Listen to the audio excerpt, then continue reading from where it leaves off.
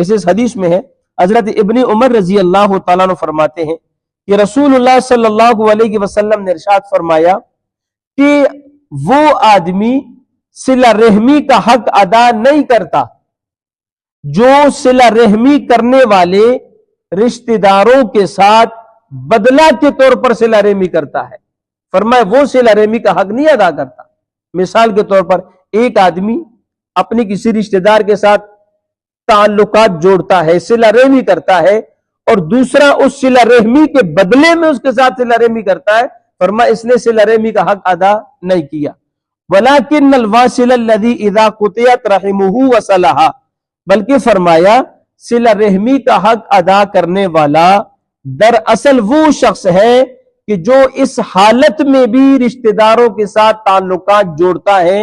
اس حالت میں بھی رشتہ داروں کے ساتھ اچھا سلوک کرتا ہے، جبکہ وہ اس کے ساتھ تعلقات توڑتے ہیں، وہ اس کے ساتھ برا سلوک کرتے ہیں، اور یہ برا سلوک کرنے کے بدلے میں ان کے ساتھ اچھا سلوک کرتا ہے۔ تو بات وہی ہے نا کہ توڑنے والوں کے ساتھ جوڑنا، یہ صلہ رحمی ہے، یہ کمال ہے۔ تو میرے دوستو، ظاہر سی بات ہے کہ قطع رحمی اور حق تلفی کرنے والوں کے ساتھ جب جوابی طور پر قطع رحمی کا برتاؤ کیا جائے گا تو یہ قطع رحمی کی بیماری اور یہ گندگی معاشرے میں اور زیادہ بڑھے گی، اور زیادہ بڑھے گی۔ اور جب اس کے برعکس معاملہ کیا جائے کہ کوئی کسی کے ساتھ توڑتا ہے، بدلے میں وہ اس کے ساتھ جوڑنے کی کوشش کرتا ہے، کوئی کسی کے ساتھ برا سلوک کرتا ہے، بدلے میں اس کے ساتھ اچھا سلوک کرتا ہے، تو امید ہے کہ انسانی فطرت سے یہ امید ہے کہ دیر سویر ہو اصلاح ایک دن ضرور بضرور ہو جائے گی، ضرور بضرور اصلاح ہو جائے گی۔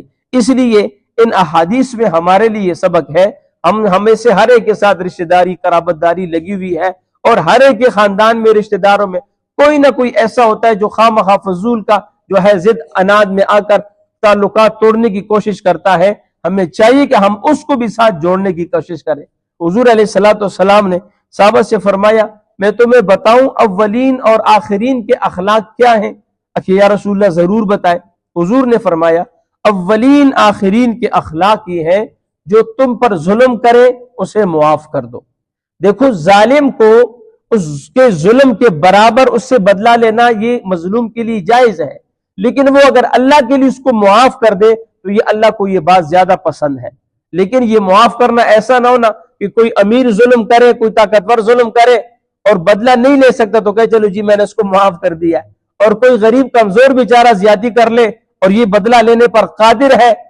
اور پھر اس سے بدلہ لے لیتا ہے، تو یہ دیکھو نا، بدلہ لینے پر قادر ہونے کے باوجود بھی یہ کہتی کہ یار میں سے بدلہ لے سکتا ہوں لیکن میں نہیں لیتا، اللہ کے لیے اس کو معاف کرتا ہوں، یہ اللہ کو یہ بات پسند ہے۔ فرمایا جو تم پر ظلم کرے اسے معاف کر دے، اور فرمایا جو تمہیں اپنی عطا سے کچھ چیز دینے سے تمہیں محروم کرے تم اسے عطا کرو، اور جو تمہارے ساتھ تعلقات توڑے تم اس کے ساتھ تعلقات جوڑو۔ فرمایا یہ اولین اور آخرین کے اخلاق ہے۔ تو یہ ساری باتیں، یہ سارے پیغامات میں اور آپ ہم مسلمانوں کے لیے ہیں۔ اس لیے میرے دوستو، اگر ہم چاہیں کہ ہم اللہ تبارک و تعالیٰ کے نزدیک، اس کے رسول کے نزدیک ایک اچھے مسلمان، ایک اچھا بندہ اور ایک اچھا امتی بن کے پیش ہوں، تو ہمیں چاہیے کہ ہم رشتہ داروں کے ساتھ تعلقات کو جوڑنے کی کوشش کریں۔ خدا نخواستہ کسی موقع پر اگر کوئی ایسی بات انسان سے ہو جائے،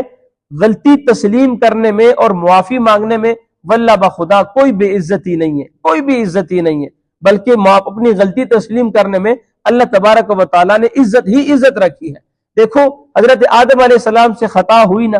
تو اللہ نے فرمایا کیا، کیوں ایسا کیا؟ فرمایا ربنا ظلمنا انفسنا وَإِن لَّمْ تَغْفِرْ لَنَا وَتَرْحَمْنَا لَنَكُونَنَّ مِنَ الْخَاسِرِينَ۔ اللہ ہم نے اپنی جانوں پر ظلم کیا، اگر تو نے ہمیں نہ بخشا، تو نے ہم پہ رحم نہ کیا، ہم تو نقصان اٹھانے والوں میں سے ہو جائیں گے۔ قرآن میں آتا ہے فتاب علیہ، اللہ تعالیٰ نے ان پر جو کیا کیا، اللہ تعالیٰ نے ان پر مہربانی کی، ان کو اللہ تعالیٰ نے معاف کر دیا۔ شیطان نے غلطی کی، اللہ نے فرمایا کیوں ایسا کیا؟ آگے سے اکڑ گیا، بگڑ گیا، کہنے لگا تو نے مجھے آگ سے پیدا کیا، آدم کو مٹی سے پیدا کیا، آگ کا کام ہے اوپر کی طرف جانا، مٹی تو نیچے کی طرف جاتی ہے، میں اس سے بہتر ہوں لہٰذا میں نے اس کو سجدہ نہیں کیا۔ اب چاہیے تو یہ تھا کہ وہ اپنی غلطی تسلیم کر رہے تھے، یا اللہ تو نے مجھے حکم دیا تھا اور میں نے تیرے حکم کی نافرمانی کی، تو اس کو معافی مانگنی چاہیے تھی، لیکن وہ اکڑ گیا اپنی گناہ پہ، اپنی غلطی پہ اکڑ گیا، اللہ نے فرمایا فخرج منہا فانک رجیم، جا نکل میری جنت سے، بے شک تو لعنتی ہے، تو مردود ہے۔ تو دیکھو نا،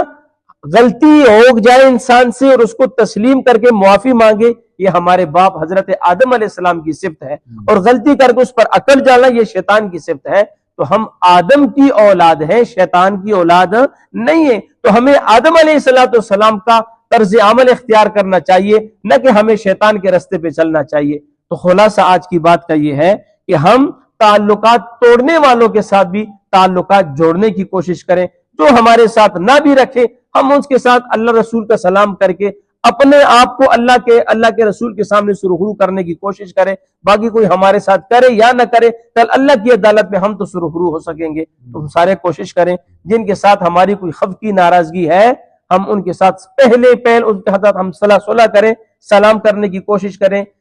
راضی ہونے کی ہم کوشش کریں، اور آئندہ ہم پکا ارادہ کریں کہ انشاءاللہ ہم کسی کو نہ تکلیف دیں گے اور نہ ہم کسی کے ساتھ ناراضگی ڈالیں گے۔ ویسے بھی حدیث پاک کا مفہوم ہے کہ 3 دن سے زیادہ کسی مسلمان بھائی کے ساتھ بھی تعلقات توڑنا یہ حرام ہے،